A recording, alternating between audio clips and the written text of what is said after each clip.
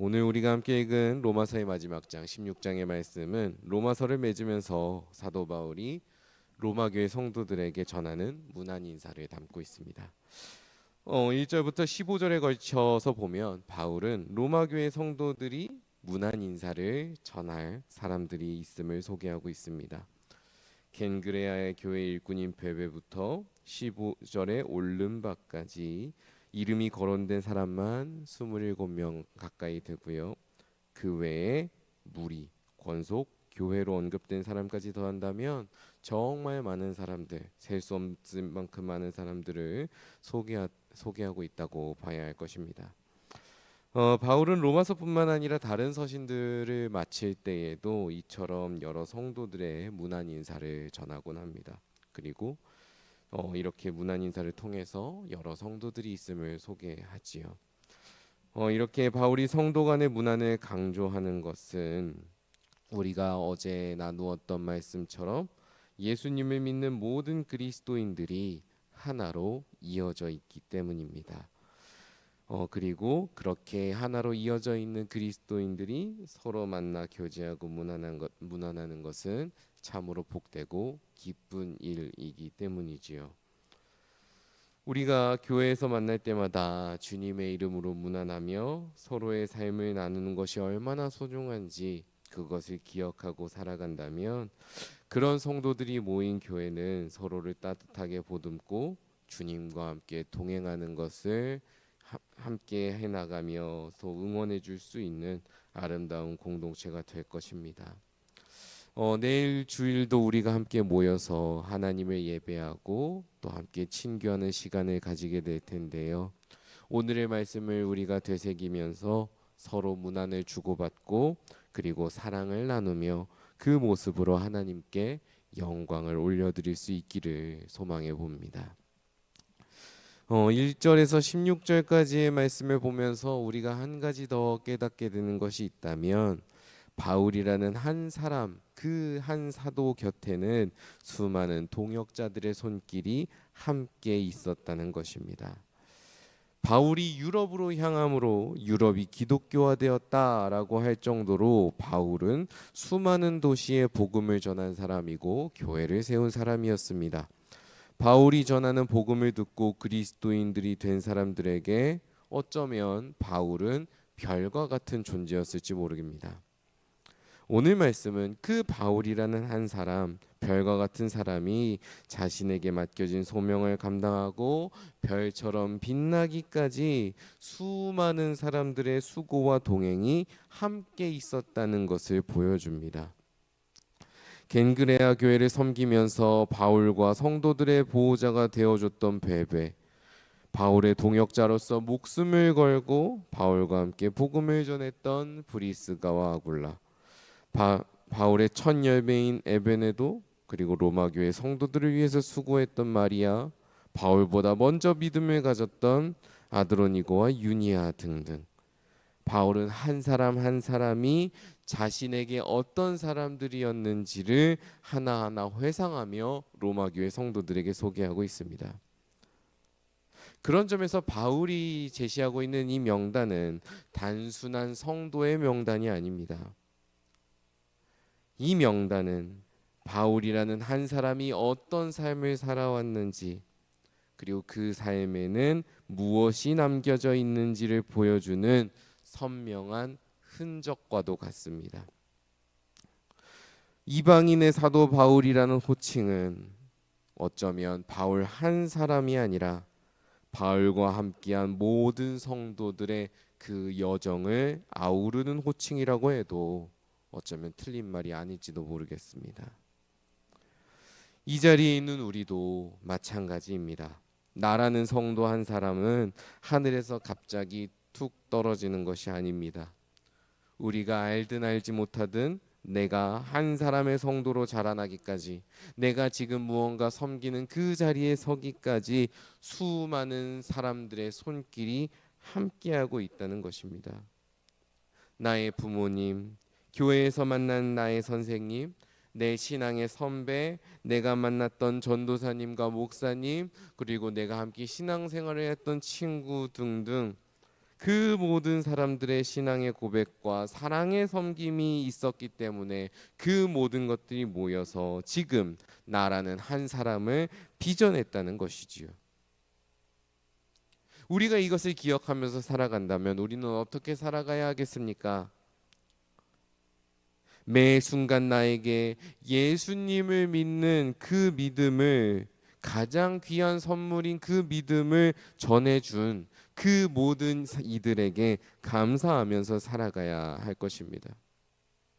그리고 그 모든 동역자들이, 나의 믿음을 빚어준 그 모든 동역자들이 하나님 안에서 평안하기를, 그들의 믿음이 또 장성한 분량까지 잘 자라나기를 기도한다면, 중보한다면 더욱 좋겠지요. 그런 기도야말로, 우리가 이 자리에서 기도할 때 그분들을 생각하면서 기도한다면 그 기도야말로 우리가 그들에게 전할 수 있는 가장 귀한 축복이요 무난 인사가 되지 않겠습니까? 그리고 또 하나 우리가 살아가야 되는 모습이 있다면, 나 또한 다른 누군가의 믿음과 삶을 빚어가는 사람이라는 것을 기억해야 하겠습니다. 우리 교회에서 여러 성도들을 만나다 보면 종종 그런 생각을 하는 사람들이 있습니다. 지나치게 겸손하셔서 나 정도의 믿음이 다른 누군가에게, 다른 사람에게 좋은 영향을 미치긴 어려울 거다, 그런 생각을 하는 사람들을 만나곤 합니다. 만약 그렇게 생각하고 있다면 그것은 자기 자신을 너무 과도하게 낮추어 보는 것일 수 있습니다. 혹은 나를 이 자리에 불러주신 하나님을 너무나도 낮추어 보는 것일 수도 있겠지요. 물론 우리는 불완전하고요, 연약합니다. 그러나 그렇게 불완전하고 연약한 것은 이 말씀에 담겨 있는 사람들도 마찬가지 아니겠습니까? 그럼에도 불구하고 이 사람들은 어떻게 했습니까? 하나님을 바라보면서 서로에게 선한 영향력을 주고 함께 성장해 나아갔습니다. 우리도 서로에게 이 사람들과 같이, 우리 신앙의 선배들과 같이 선한 영향력을 서로에게 주며 함께 성장해 나아갈 수 있습니다. 예수 그리스도를 통해서 우리와 함께 하시는 하나님을 바라본다면 말이지요. 우리가 교회로 모이는 여러 가지 이유들이 있겠지만 그 중에 가장 중요한 이유는 무엇일까요? 그 중요한 이유 중 하나는 우리와 함께 하시는 그 하나님을 바라보고 하나님께로 나아가기 위함 아니겠습니까? 우리가 교회로 모이는 이유가 그것이라면 우리도 서로의 믿음을 빚어내고 자라나게 하는 데에 분명 기여할 수 있을 것입니다.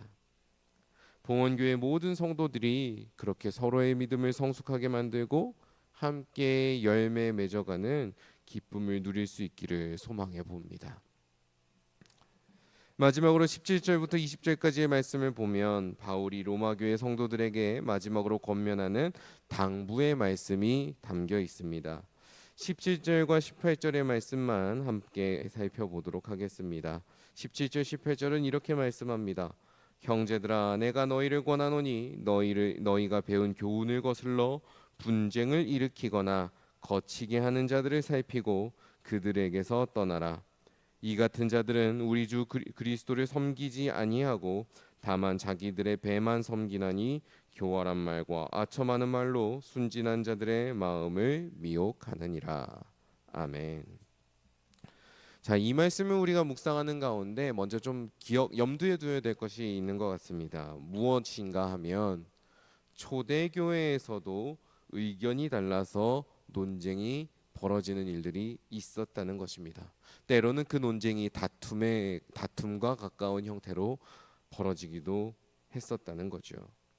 가장 대표적으로 사도행전 15장에 기록되어 있는 예루살렘 회의는 이방인 성도와 유대인 성도의 신앙 습관과 신앙의 어떤 관습이 달라서 그 가운데 빚어진 충돌의 문제를 다루고 있습니다. 의견이 다르고 논쟁한다는 것 그 자체가 나쁜 것은 아니라는 겁니다. 그 논쟁을 통해서 우리가 더 중요한 것들이 무엇인지를 살필 수 있고 우리의 신앙을 더 바르게 가다듬어 갈 수 있겠지요. 오히려 우리가 의견을 주고받고 논쟁을 하는 근본적인 이유를 한번 생각해 볼 필요가 있는 것 같습니다. 초대교회 성도들이 논쟁을 벌였던 대부분의 문제들, 대부분의 그 논쟁들이 가진 방향성이 무엇인가 생각해 보면, 어떻게 해야 우리가 하나의 교회로서 하나님을 더욱 신뢰할 수 있는가? 어떻게 하면 우리가 하나님의 사랑을 조금 더 바르게 표현하고 그 사랑을 나눌 수 있는가? 어떻게 하면 하나님께서 우리에게 베풀어 주신 구원을 정말로 우리가 누리고 신뢰하고 그것을 우리가 교회와 우리의 삶에서 또 향유하며 살아낼 수 있는가? 그것을 고민하는 것이었습니다. 다시 말하자면 하나님의 사랑을 받아서 서로 더 사랑하고 하나의 교회로 살아가기 위해서 그 이야기들을 나누었던 것이죠. 그렇다면 지금 바울이 이야기하는 분쟁이란 것은 어떤 것일까요? 그 분쟁은 제가 아까 말씀드렸던 그런 논의들과 또 어떤 그 주고받음이 아니라 교활한 말과 아첨하는 말로 사람들을 미혹해서 자기 배를 채우려는 행위라고 이야기합니다.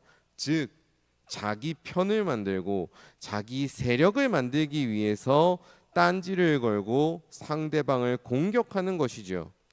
교회 안에도 보면 나와 가까운 사람들을 하나로 이렇게 묶어내서 우리끼리 어떤 그룹을 만들고 세력화를 하는 그런 경우를 종종 봅니다. 바로 그 부분을 지적하는 것입니다.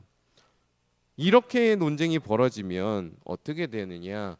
교회가 가면 갈수록 갈라지는 겁니다. 바울은 바로 그런 사람들을 철저하게 경계하라고, 경계해야만 교회가 하나 되어서 계속 함께 갈 수 있다고 지금 지금 이야기하고 있는 겁니다. 그래서 고린도 교회에서도 이와 비슷한 논쟁이 벌어졌을 때 서로 자기 편을 만들고 우리가 옳다라고 싸우는 소식을 들었을 때 바울은 그들을 철저하게 훈계하는 모습을 보여줍니다. 이렇게 이토록 다른 우리가 어떻게 하면 그리스도 안에서 하나가 될 수 있을까? 어떻게 하면 우리가 한 분 하나님을 더욱 신뢰하고 마음을 모아서 하나님께 영광을 돌리는 공동체가 될 수 있을까? 우리가 신앙생활을 하는 가운데 이 마음이 항상 있어야 하겠습니다. 그 마음을 가지고 있을 때 우리가 초대교회처럼 하나님의 사랑을 드러내는 귀한 공동체가 될 것입니다. 오늘 하루 그렇게 주님의 마음을 또 되새겨 보며 주일을 준비하며 기대함을 가지고 살아내는 귀한 성도 여러분 되시길 주님의 이름으로 간절히 축원합니다. 함께 기도하겠습니다. 하나님 아버지, 우리의 마음이 주님을 향하게 하여 주옵소서. 우리가 이 자리에 나오기까지 하나님께서 베풀어 주신 수많은 동역자들이 있음을 이 시간 되새겨 봅니다. 우리가 그렇게 여러 사람들의 헌신과 수고 그리고 사랑으로 말미암아 지금 이 자리에 예배를 드리고 있는 예배자로 하나님을 고백하는 성도로 살아갈 수 있는 것을 감사하는 마음으로 나아가오니 우리의 마음을 날마다 지켜주시고 우리가 날마다 그 감사한 것들을 기억하며 살아가게 하여 주옵소서. 하나님, 우리가 어떻게 하나 될 수 있을까? 우리가 어떻게 한 분 하나님을 날마다 경배하며 기뻐할 수 있을까? 어떻게 우리 교회에서 그 하나님의 마음을 날마다 되새기며 나눌 수 있을까? 그 마음이 우리한테 있기를 소망합니다. 그리하여서 우리가 교회에서 나의 동역자들 그리고 나의 사랑하는 지체들을 만날 때마다 주님의 사랑의 마음으로 그들에게 문안을 전하고 그들과 이야기를 나누며 또 그들을 위해서 기도하는 사람으로 살게 하여 주옵소서. 내일 주일 가운데에 우리 교회 성도들이 함께 만날 때에 오늘 말씀에 담겨 있는 기쁨과 또 설렘이 그리고 서로를 향한 사랑이 우리에게 있기를 소망합니다. 주여, 우리의 마음을 주관하여 주셔서 그렇게 사랑의 교제가 일어나는 놀라운 시간이 되게 하여 주옵소서. 오늘 하루의 일정을 주님께 맡겨드립니다. 주일을 준비하며 경건하게 보내는 하루 되게 하여 주옵소서. 모든 말씀 예수님의 이름으로 기도드립니다. 아멘.